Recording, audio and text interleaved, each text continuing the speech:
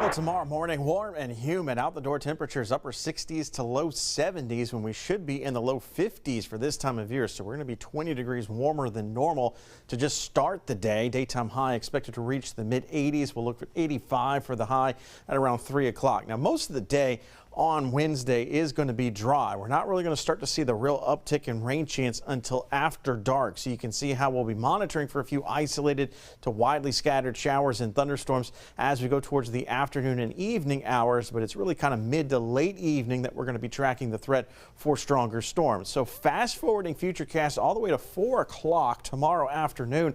And notice how there's just a lack of precipitation around the area. So we'll watch and see if we can get any individualized storms out ahead of the main line. Not much evidence of that from the graph model, but it's something we'll be monitoring for the threat of maybe a few brief spin-up tornadoes tied to that. Now you'll see here, this is the line that we'll be watching very closely as we go towards the mid to late evening hours. You can see the positioning of it according to the graph model just to the west of our viewing area as we go to about 7:30 in the evening, and then moving through our viewing area right around 9, 10, 11 o'clock. So that's the time frame where we're going to be expecting the worst of the weather to be moving through. So kind of highlighting a time frame when many of us are starting to maybe head to bed or already in bed. Now, embedded within this line could be one or two, maybe a few more strong to severe thunderstorms. Again, that damaging wind threat is always the primary concern anytime we talk about a linear form of thunderstorms, but we also could see some rotation embedded within that line, and that could produce a few of those tornadoes. And right now, Storm Prediction Center is saying we could even see intensity topping out at around EF2 tornadoes if we were to see any. So you can see how the line progresses off towards the east fairly quickly. That's good news in terms of the threat for heavy rainfall and the potential for flash flooding.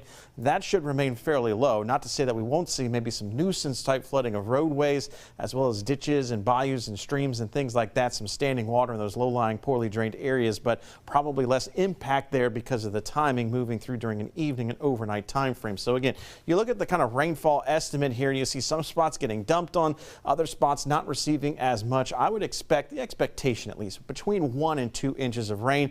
Could fall in a short amount of time. That's going to put stress on any kind of drainage system, but I don't think we're going to see widespread impacts in terms of flooding.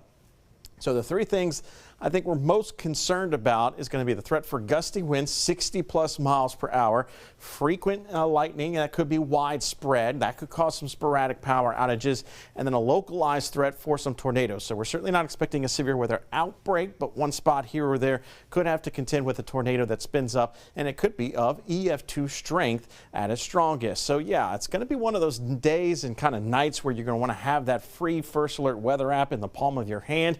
This is a way that you can download it if you don't already have it, but let's go into what you need to do to get it set up properly for if you are going to be heading to bed early for tomorrow. This hamburger menu here in the top right corner of the app, when you punch that in, you're going to get this sub menu. You're going to click on settings. When you click on settings, you get this menu right here.